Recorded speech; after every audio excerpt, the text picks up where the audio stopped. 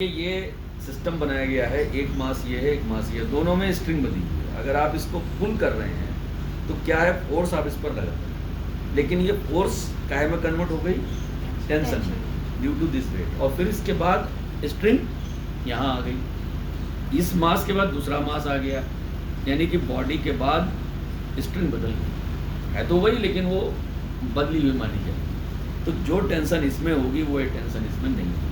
String बदली, tension बदली। String बदले ना बदले, उसने प्लेस मास के साथ बदल दी तो स्ट्रिंग बदली था। अगर यही मासलेस होता तो स्ट्रिंग में टेंशन एक जैसी है, लेकिन मासलेस नहीं है तो टेंशन की वजह से क्या हुआ, इसमें डेवलप हुआ टेंशन की वजह से ये बॉडी इधर चल रही है। और टेंशन कहाँ निकालते हैं, कैसे निकालते हैं, हमेशा जिस बॉडी पे निकालना है उससे दूसरी तरफ जाने, मतलब यहाँ पर दूर जाने वाला पर इधर के लिए, इसको आप एज एन एम्ब्रेला लॉ भी बोल सकते हैं। यहाँ एम्ब्रेला खोलिए, इधर को भागेगा तो इधर को टेंशन, इधर टेंशन देखनी है बॉडी से तो इधर को दूर को जाएगी। इस बॉडी पे इस पर टेंशन, इस रस्सी पर टेंशन देखनी है तो इस बॉडी से टेंशन इधर को, ये पूरी टेंशन दोनों बराबर होंगी, इधर की पूरी टेंशन बराबर होगी, लेकिन दोनों डिफरेंट होंगी। तो जब हम बॉडी पे फोर्स लगाएंगे तो इस टेंशन की वजह से इसमें मोशन आया, फिर इसकी वजह से जो टेंशन इसमें आया उसकी वजह से इसमें मोशन आया। तो सबसे पहले हम क्या करेंगे, फ्री बॉडी डायग्राम बनाएंगे। तो क्या देखेंगे कि इस बॉडी पर एक टेंशन ये लग रही है, एक टेंशन ये लग रही है, उसके बाद जो बच रहा है उसी की वजह से फोर्स, उसी फोर्स की वजह से जो टेंशन का डिफरेंस है, इस मास में एक्सीलरेशन आ रहा है। तो एक्सीलरेशन आ रहा है ना, शुरू हो गया। और क्योंकि बिना एक्सीलरेशन के बॉडी मूव नहीं करेगी, रेस्ट में है, और फोर्स के बिना एक्सीलरेशन होती नहीं है, यानी टेंशन की वजह से, फोर्स की वजह से टेंशन, और टेंशन की वजह से एक्सीलरेशन, और बॉडी डिफरेंट होते ही, स्ट्रिंग डिफरेंट होते ही टेंशन भी बदल जाएगी।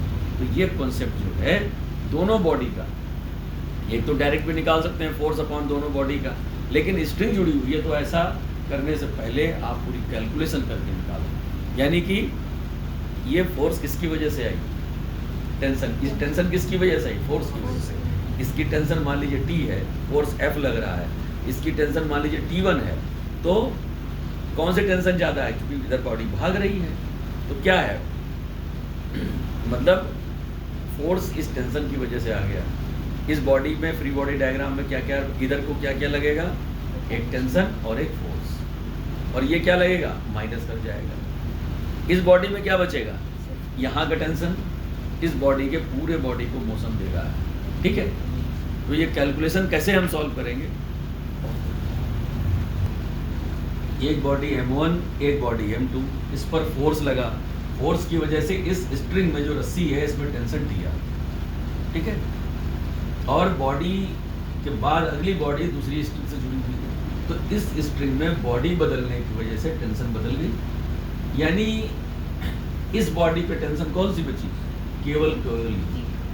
और इसकी वजह से क्या हुआ, पूरी बॉडी चलने लगी, यानी इसमें भी एक्सीलरेशन A आ गया, इसमें भी एक्सीलरेशन A आ गया, फोर्स इधर तो लग रहा है टेंशन, ठीक। तो इसका जो फ्री बॉडी डायग्राम बनाएंगे, free body diagram, free body diagram की क्या खासियत है, किसी भी बॉडी पर अगर हम FBD बना रहे हैं, फ्री बॉडी डायग्राम बना रहे हैं, तो बॉडी पर लगने वाली फोर्सेस की बात करेंगे, बॉडी से लगाए जाने वाले फोर्सेस की बात ही नहीं करेंगे, बॉडी पर लगने वाले फोर्सेस की, बॉडी पे कौन कौन से फोर्सेस लग रहे हैं, ठीक है। तो सबसे पहले यही ले लेते हैं, ये भाई इसका जो फोर्स है, यानी जो इसमें डेवलपमेंट हुआ है, मास इनटू एक्सीलरेशन, वो क्यों हुआ है, ड्यू टू T1। तो यानी T1 इक्वल टू M2A, सीधी सीधी बात, ठीक। इस M2 पर आ जाइए, तो M2 पर क्या है, T1 इधर है, T इधर है, तो यानी कि T माइनस T1 क्यों किया, क्योंकि T अगर बड़ा नहीं होता तो बॉडी इधर नहीं चलती, ठीक है। तो T minus T1 equal to M1A, second. अब आप सॉल्व कर लीजिए, T की वैल्यू निकल आएगी, M1 M2 की वैल्यू मालूम होगी अब, ठीक है।